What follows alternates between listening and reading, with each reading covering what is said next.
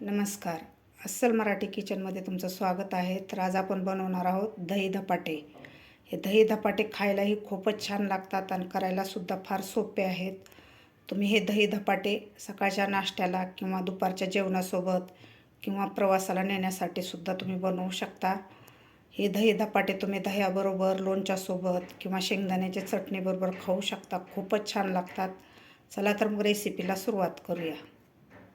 आज आपण बनवणार आहोत दही धपाटे.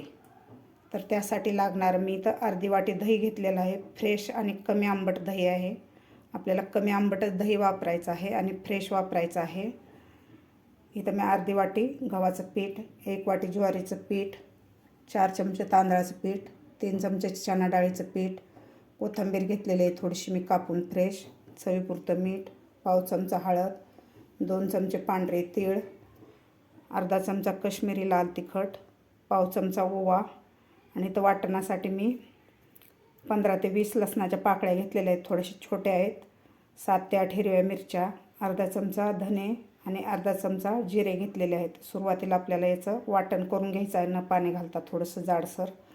त्या अगोदर माझा संपूर्ण व्हिडिओ पहा आणि व्हिडिओ आवडला तर लाईक नक्की करा. आता सुरुवातीला आपण हे वाटण करून घेऊया याचं. इथे एक मी बाऊल घेतलेला आहे. यामध्ये आपल्याला ज्वारीचं पीठ घालायचं आहे, त्यानंतर गव्हाचं पीठ, तांदळाचं पीठ, चणा डाळीचं पीठ,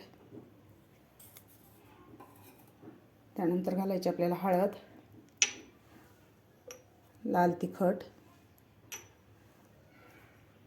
आपल्याला ओवा हातावर चोळून घालायचा आहे, म्हणजे असा फ्लेवर खूप छान येतो चोळून घातल्यामुळे.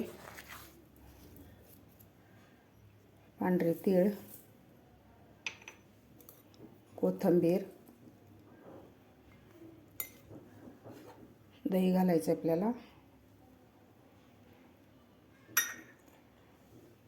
त्यानंतर चवीपुरतं मीठ घालायचं आपल्याला,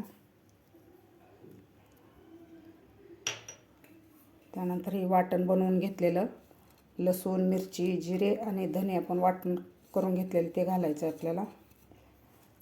आता व्यवस्थित मिक्स करून घ्यायचं आहे आपल्याला. हे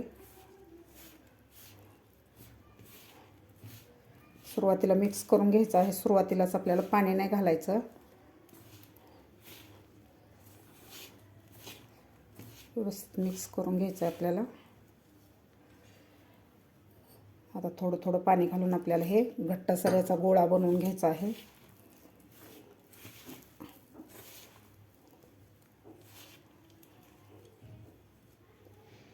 अशा प्रकारे मी घट्ट असं पीठ मळून घेतलेलं आहे, तुम्ही बघू शकता. आता लगेचच आपल्याला याचे धपाटे करायला घ्यायचे आहेत. इथं धपाटे बनवण्यासाठी मी इथं खाली एक पोळपाट घेतलेला आहे, वर त्यावर कॉटनचा कपडा घेतलेला आहे, पाण्यामध्ये असं पिळून घेतलेला आहे कपडा. आता यावर थोडंसं आपल्याला पाणी घालायचं आहे. त्यानंतर यामधला एक छोटासा गोळा घ्यायचा आहे आपल्याला.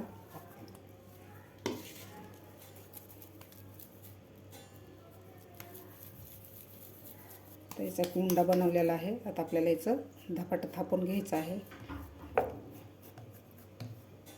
थोडंसं हाताला पाणी लावून घ्यायचं आहे, म्हणजे आपल्या हाताला पीठ चिकटणार नाही आहे. व्यवस्थित आपल्याला थापून घ्यायचं आहे.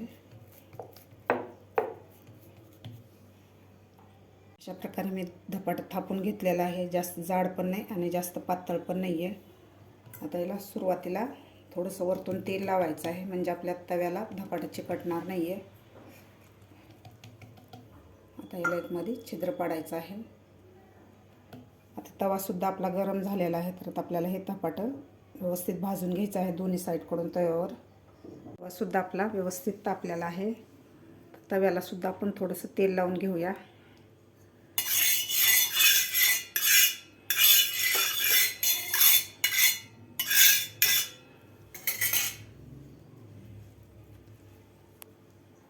आता आपल्याला यावर थापून घेतलेलं धपाटं घालायचं आहे.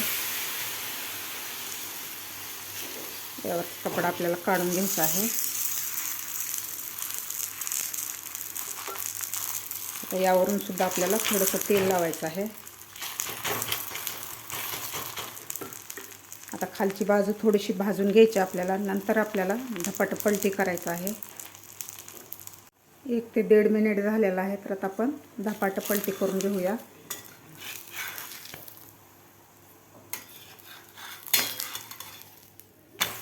बघू शकता असं मस्त झालेलं आहे खालची बाजू आपली धपाट्याची. दोन्ही साईडकडून आपल्याला व्यवस्थित धपाटं भाजून घ्यायचं आहे. आणि धपाटं भाजताना गॅस आपल्याला एकदम मिडियम ठेवायचा आहे. मिडियम गॅसवर भाजलेले धपाटे खूप चवीला छान लागतात. फुल गॅसवर जर भाजले तर ते पिटाळ लागतात आणि ते चवीला चांगले लागत नाहीत. त्यामुळे आपल्याला मिडियम गॅसवर असे बारीक गॅसवरच चांगले धपाटे भाजून घ्यायचे आहेत. आता खालची बाजूसुद्धा आपण पलटी करून घेऊया.